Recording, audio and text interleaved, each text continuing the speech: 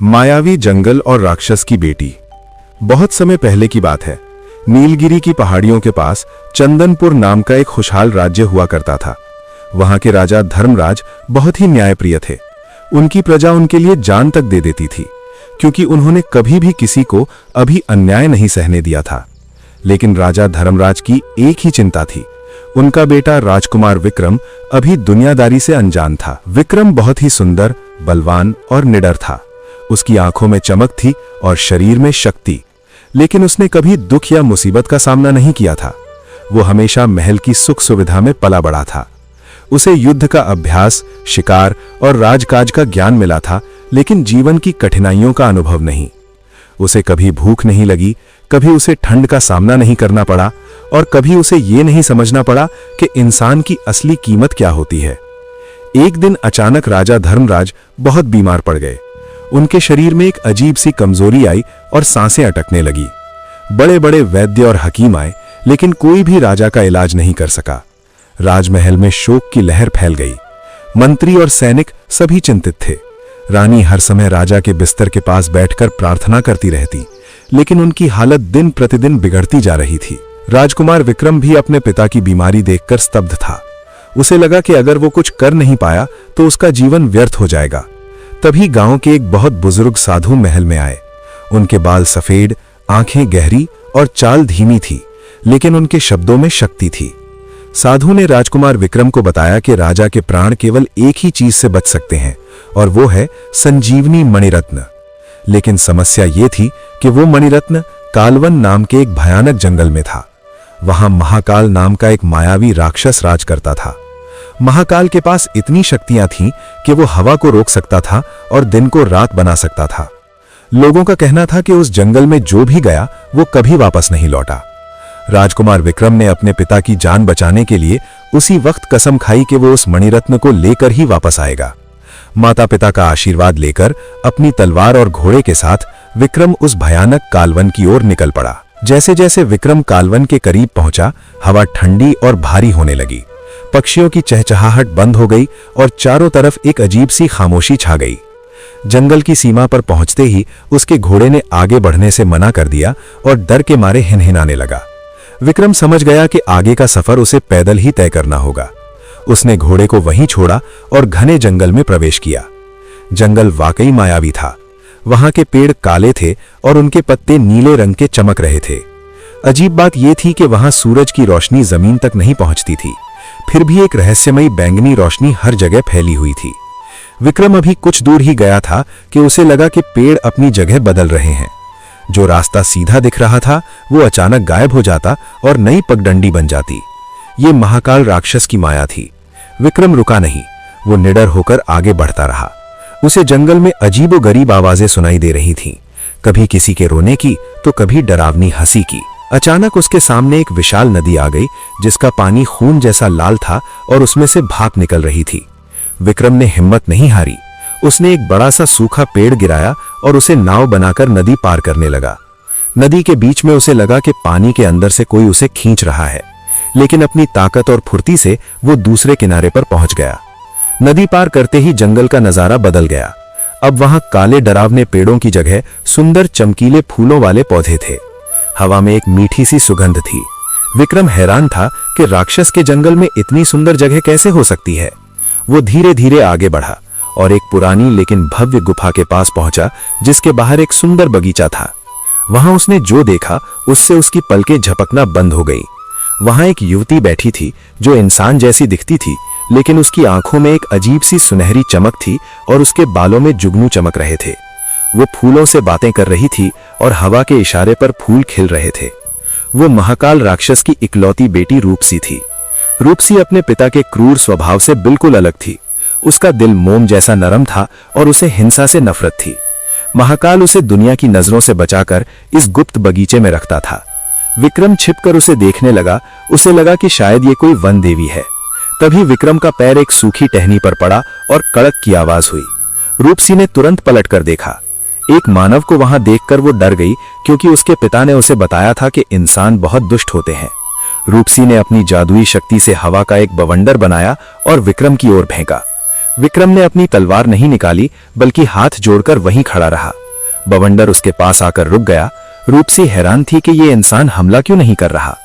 विक्रम ने बहुत ही शांत और नम्र आवाज में कहा कि वो किसी को नुकसान पहुंचाने नहीं आया है, वो बस अपने पिता के प्राण बचाने के लिए एक औषधि की तलाश में है। विक्रम की सच्चाई और उसकी आंखों में दर्द देखकर रूपसी का गुस्सा शांत हो गया। उसने अपनी माया वापस ले ली। रूपसी की आंखों में गुस्सा शांत हो गया और उसने विक्रम की बातों को ध्यान से सुना।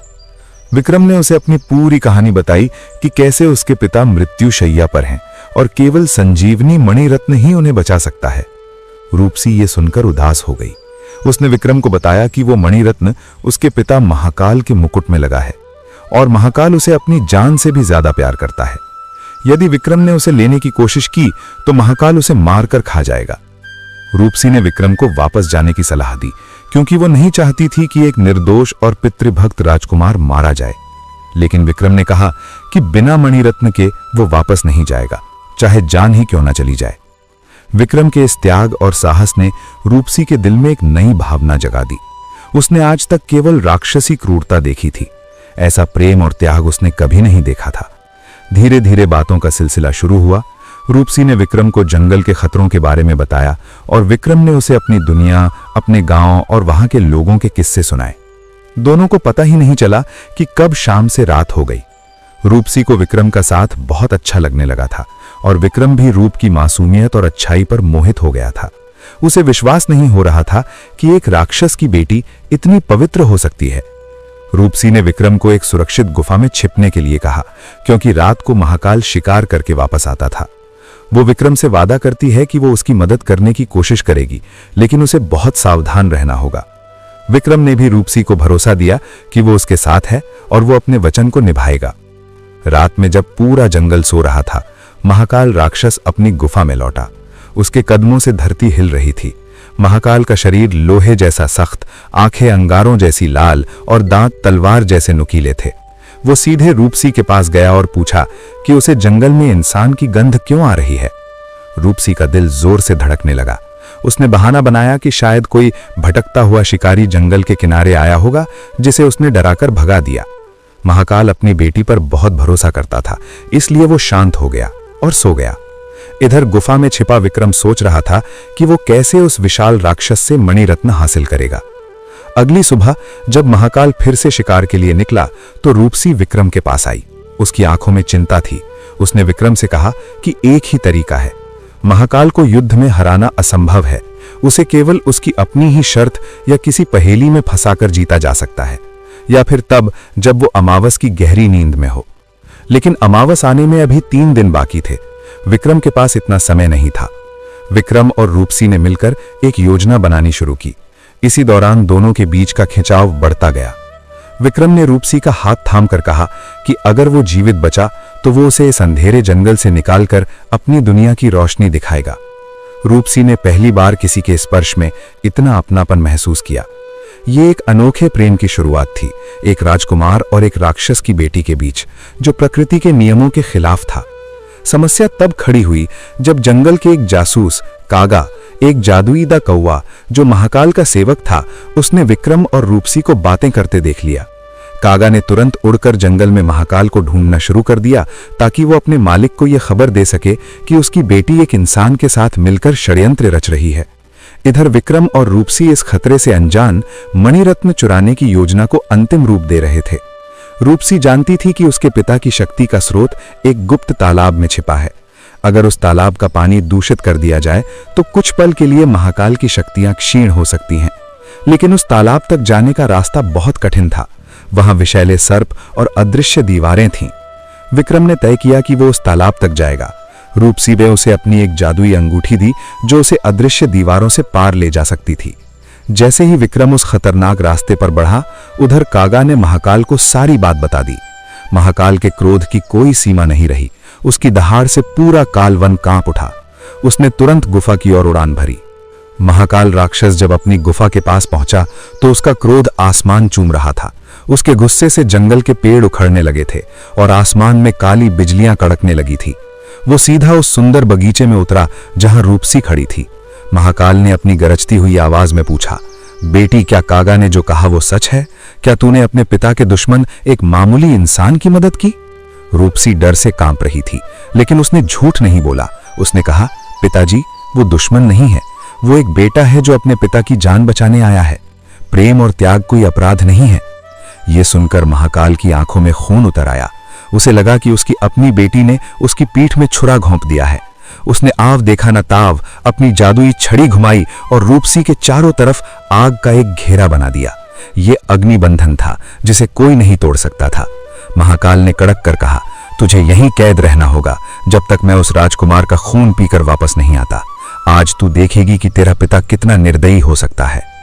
रूपसी रोती रह गई, चिल्लाती रह गई, लेकिन महाकाल वहां से आंधी की तरह उड़ गया।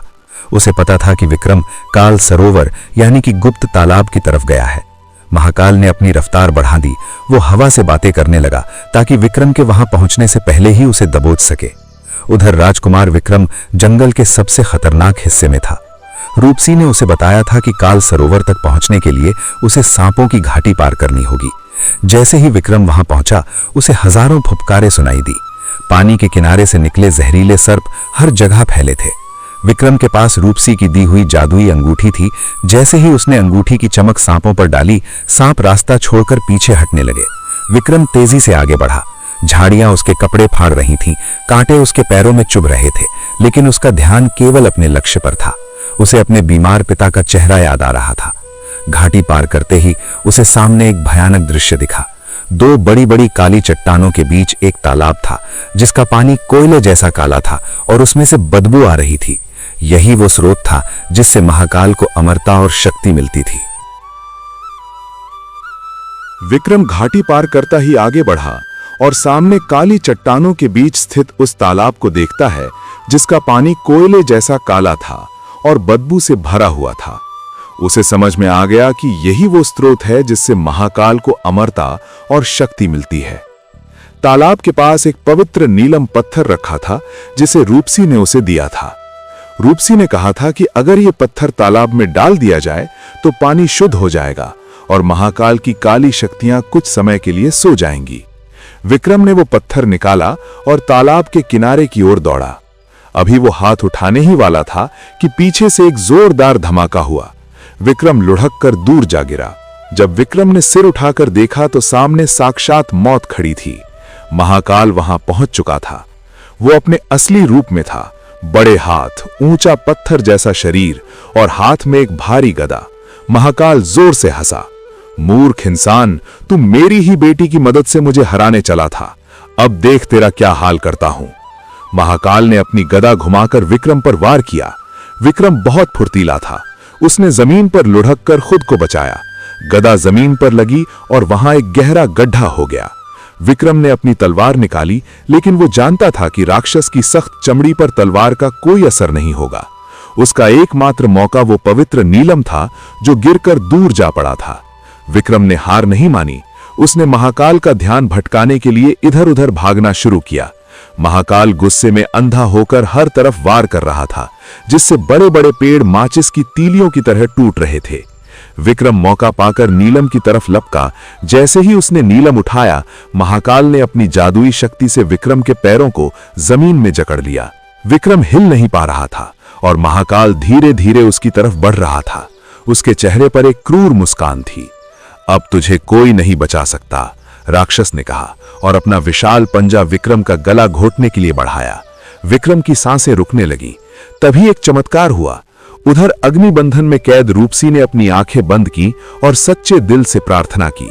उसका प्रेम और विक्रम की सच्चाई इतनी ताकतवर थी कि उसकी आंखों से गिरा हर आंसू पानी बनकर आग को बुझाने लगा। देखते ही देखते आग बुझ गई और रूपसी आजाद हो गई। उसने हवा को आदेश दिया और हवा के तेज झोंके ने उसे उड़ाकर पल भर में काल सरोवर तक पहुंचा दिया। इधर महाकाल विक्रम का गला दबाने ही वाला था कि रूपसी बीच में आ गई। उसने चिल्लाकर कहा, रुक जाइए पिताजी। महाकाल का हाथ हवा में ही रुक गया। अपनी बेटी को वहां देख वो हैरान रह गया। हट जा रास्ते से रूपसी, आज इसे मरना होगा, महाकाल गरजा। रूपसी ने रोते हुए कहा, अगर आपने इन्हें मारा तो आप अपनी बेटी को भी खो देंगे। इसकी पितृभक्ति देखिए, यह अपनी जान पर खेल कर आया है। आप तो महान शक्तिशाली हैं कि आपकी शक्ति एक निहत्थे बालक को मारने के लिए है। महाकाल का दिल पसीजने लगा, लेकिन उसका अहंकार बहुत बड़ा था। उसने कहा, इंसानों पर भरोसा नहीं किया जा सकता। यह मणिरत्न लेने आया है जो मेरी शान है।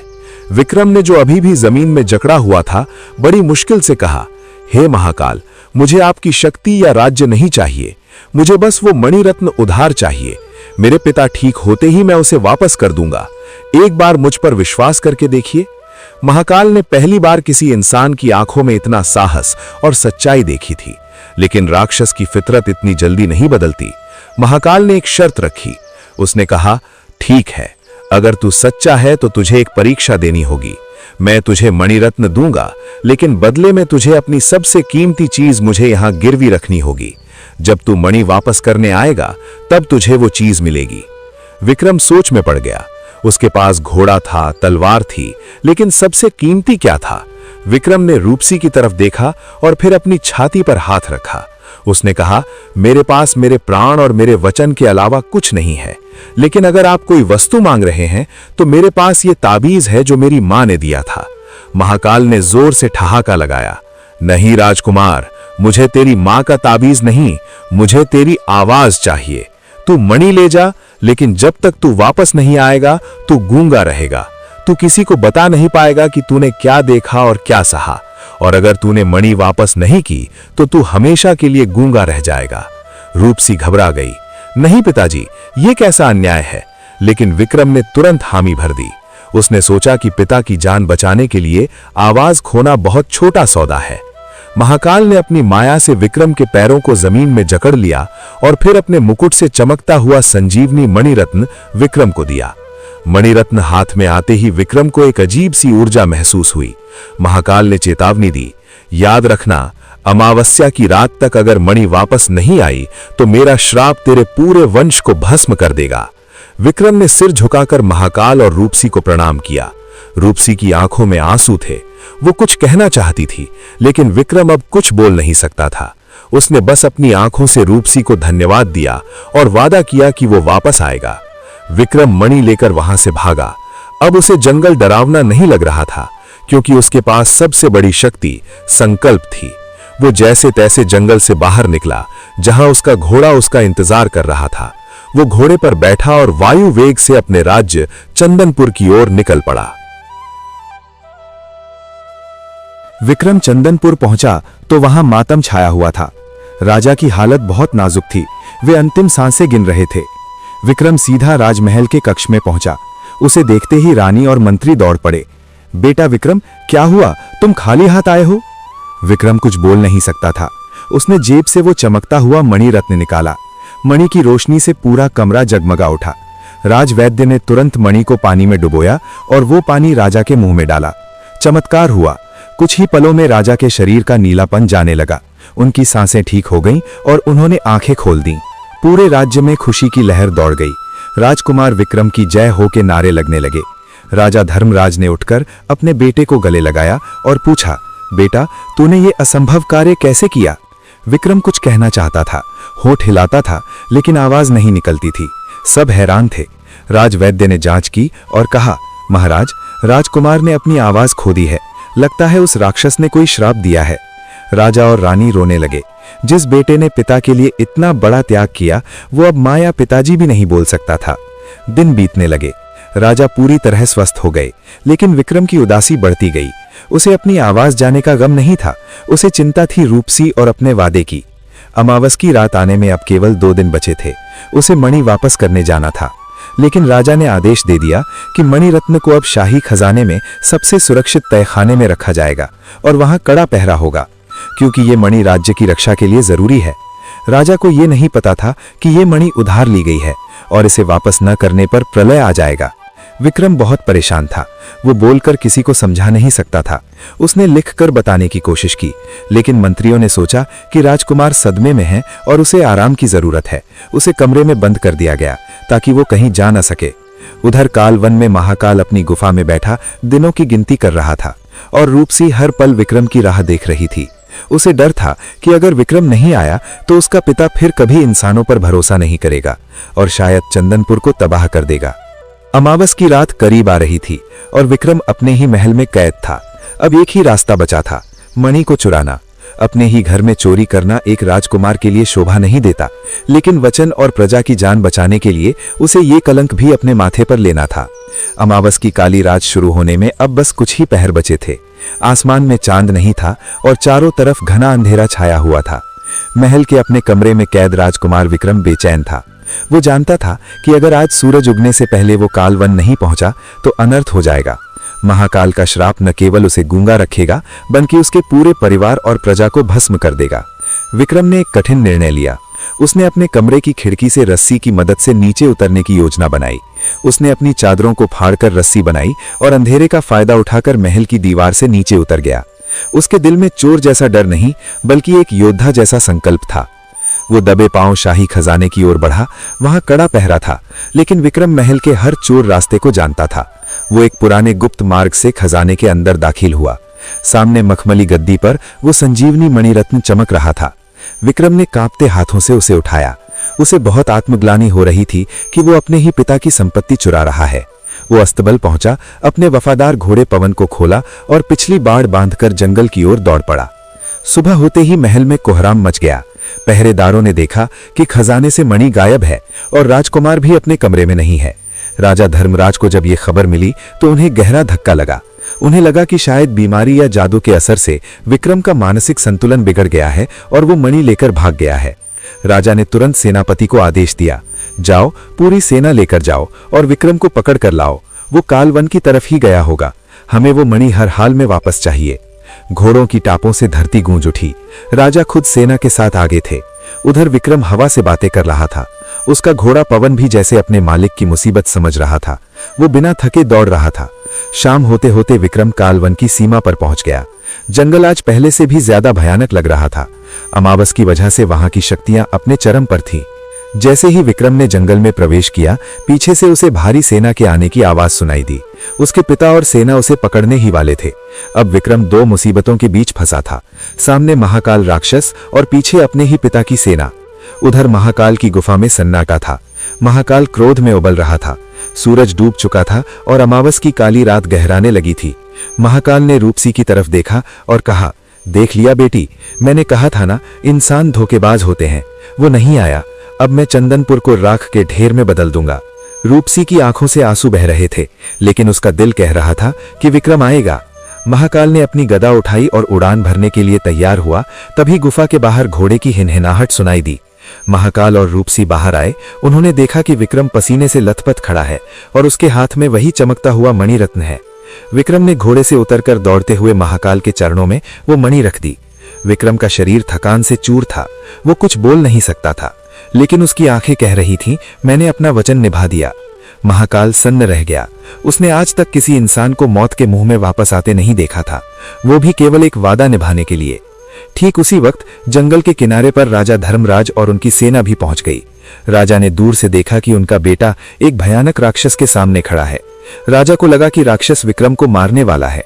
राजा ने चिल्लाकर आदेश दिया, आक्रमण, मेरे बेटे को बचाओ। सैनिकों ने तीरों की बौछार शुरू कर दी। तीर महाकाल के शरीर से टकराकर टूटने लगे। महाकाल को गुस्सा आ गया। उसने विक्रम से कहा, यह मूर्ख इंसान मेरा मुकाबला करेगा। महाकाल ने एक फूंक मारी और एक भयंकर आंधी पैदा हो गई, जिससे सैनिक तिनकों की तरह उड़ने लगे। राजा धर्मराज घोड़े से गिर पड़े। महाकाल आगे बढ़ा ताकि राजा को कुचल सके। तभी विक्रम अपने पिता और राक्षस के बीच में खड़ा हो गया। उसने अपने हाथ फैला दिए, जैसे कह रहा हो कि मेरे पिता को मारने से पहले मुझे मारो। ये दृश्य देखकर महाकाल रुक गया। उसने देखा कि ये लड़का न केवल सच्चा है बल्कि निडर और प्रेम से भरा है। उधर राजा धर्मराज भी हैरान थे कि उनका बेटा राक्षस से लड़ने की बजाय उसे शांत क्यों कर रहा है। महाकाल का पत्थर दिल पिघल गया। उसने अपनी माया वापस खींच ली। आंधी रुक गई। महाकाल ने अपनी कमर से वो कांच की बोतल निकाली जिसमें विक्रम की आवाज कैद थी। उसने बोतल का ढक्कन खोला और एक सुनहरे धुएं के रूप में आवाज विक्रम के गले में वापस समा गई। विक्रम को अचानक खांसी आई और उसने पहली बार बोला, पिताजी रुक जाइए, ये राक्षस दुष्ट नहीं है। विक्रम ने जब अपनी आवाज वापस पाई तो उसकी खुशी का कोई ठिकाना नहीं रहा। उसने घबराकर अपने पिता की तरफ देखा, फिर महाकाल की ओर। उसकी आंखों में अब न तो डर था और न ही गुस्सा, सिर्फ प्रेम और समझ थी। पिताजी, विक्रम ने कहा, महाकाल ने मुझे मणि रत्न दिया था, लेकिन उसने मेरे साथ एक शर्त रखी थी। उसने कहा कि अगर मैं मणि वापस नहीं करूंगा तो वो हमारे पूरे राज्य को भस्म कर देगा। मैंने आपका वचन निभाने के लिए वो मणि लेकर आया। कृपया समझिए, ये राक्षस इतना भी बुरा नहीं है। राजा धर्मराज ने गहरी सांस ली। उनका चेहरा अभी भी भयभीत था, लेकिन अब वे सोचने लगे कि शायद उनका बेटा सही है। उन्होंने महाकाल की ओर देखा और पूछा, क्या तुम सच कह रहे हो? क्या तुमने मेरे बेटे को आवाज से वंचित किया था? महाकाल ने सिर झुकाया। उसने कहा, हाँ, मैंने किया था, पर मैंने उसे शाप इसीलिए नहीं दिया कि वो गलत था। मैंने उसे ये सिखाने के लिए दिया कि इंसानों का भरोसा टूटता है और उनका प्यार भी। रूपसी ने बीच में आकर कहा, पिताजी, इंसानों में भी सच्चाई होती है। विक्रम ने अपने पिता की जान बचाने के लिए अपनी आवाज दे दी। क्या यह सच्चाई नहीं है? महाकाल की आंखों में आंसू चमकने लगे। वो अपने बेटी की बात सुनकर झिझक गया। वो जानता था कि रूपसी सही बोल रही है। उसने विक्रम की ओर देखा और कहा, तुमने अपने वचन निभाए, इसलिए मैं तुमसे एक और शर्त नहीं लूंगा। मैं तुम्हारे राज्य को नहीं तोड़ूंगा, लेकिन एक शर्त यह है कि तुम मुझे एक समझौता करो। विक्रम ने तुरंत कहा, क्या शर्त है? महाकाल ने कहा, तुम्हारे राज्य में जो भी लोग भूखे, गरीब और दुखी हैं, तुम उन्हें मदद दो, और तुम मुझे यह वचन दो कि तुम कभी भी किसी के साथ धोखा नहीं करोगे। अगर तुम ऐसा करोगे तो मैं फिर से तुम्हारे सामने आकर अपना दंड दूंगा। विक्रम ने अपनी तलवार को जमीन पर रखकर हाथ जोड़कर कहा, मैं ये वचन देता हूं, मैं अपने राज्य में न्याय और प्रेम से शासन करूंगा, और मैं कभी भी किसी को धोखा नहीं दूंगा। महाकाल ने सिर हिलाया और कहा, ठीक है, मैं अब तुम्हारे राज्य की रक्षा करूंगा, लेकिन तुम भी मेरी रक्षा करो। मैं तुम्हारी प्रजा को कष्ट नहीं दूंगा, और तुम भी मेरे जंगलों और प्राणियों को नहीं दुखाओगे। ये सुनकर राजा धर्मराज ने राहत की सांस ली। उन्होंने महाकाल के प्रति अपना गुस्सा भुला दिया। राजा ने अपने बेटे को गले लगाया और कहा, तुमने मुझे शर्मिंदा नहीं किया, बल्कि मुझे सिखाया कि सच्चाई और प्रेम सबसे बड़ी ताकत है। मैं तुम पर गर्व करता हूं। रूपसी ने भी विक्रम की तरफ देखा और उसकी आंखों में मुस्कान झलकने लगी। उसने कहा, विक्रम, तुमने मेरे पिता को भी समझाया, अब तुम मेरी मदद से और भी बड़ा राजा बनोगे। फिर महाकाल ने अपने गदा को नीचे रखा और अपनी गुफा की तरफ लौटने लगा, लेकिन जाने से पहले उसने विक्रम को एक उपहार दिया। उसने अपने गले से एक छोटा सा लाल धागा निकाला और विक्रम की कलाई में बांध दिया। यह धागा तुम्हें याद दिलाएगा कि तुमने अपने वचन निभाए हैं। जब भी तुम्हें संकट आए, यह धागा चमकेगा और तुम्हें मेरी मदद मिल जाएगी। विक्रम ने धन्यवाद कहा। फिर वो अपने पिता के साथ चंदनपुर की ओर लौट गया। रास्ते में राजा धर्मराज ने अपने सेनापति को आदेश दिया कि वे मणिरत्न को वापस राजमहल के खजाने में सुरक्षित रखें, लेकिन अब इसे केवल रक्षा के लिए उपयोग किया जाए, न कि लालच के लिए। चंदनपुर वापस आकर विक्रम ने अपने राज्य में नए नियम लागू किए। उसने गरीबों को भोजन और शिक्षा दी। उसने किसानों के लिए नए तालाब बनवाए। उसने न्याय व्यवस्था मजबूत की ताकि कोई भी दबंग किसी गरीब को तंग न कर सके। राजा धर्मराज ने अपने राज्य को शांत और खुश देखा। उन्होंने महसूस किया कि उनके बेटे की सीख ने राज्य को एक नई दिशा दी है। अब लोग राजा की तारीफ नहीं, बल्कि उनके पुत्र की तारीफ करते थे। समय के साथ विक्रम का नाम दूर दूर तक फैल गया। लोग कहते थे कि विक्रम वो राजा है जो अपने वचन के लिए आवाज तक खो सकता है। और रूपसी, वो अपने पिता के साथ जंगल में वापस चली गई, लेकिन उसने एक वादा किया कि वो कभी भी मानवों से दुश्मनी नहीं करेगी, बल्कि उन्हें समझने और मदद करने की कोशिश करेगी। एक दिन विक्रम ने जंगल के पास जाकर रूपसी से कहा, तुम्हारी वजह से ही मैं आज यहां खड़ा हूं। तुम्हारी बहादुरी और प्यार ने मुझे जीने का रास्ता दिया। रूपसी ने मुस्कुराते हुए कहा, और तुम्हारी सच्चाई ने मुझे यह सिखाया कि इंसानों में भी दिल होता है। अब हम दोनों मिलकर अपने अपने लोगों की रक्षा करेंगे। फिर दोनों ने मिलकर जंगल और राज्य के बीच एक पुल बनाया, प्रेम और विश्वास का पुल। और इस तरह एक राजा, एक राक्षस और एक प्रेम कहानी ने दिखा दिया कि सच्चाई और वचन से बड़ी कोई शक्ति नहीं होती। कहानी का अंत।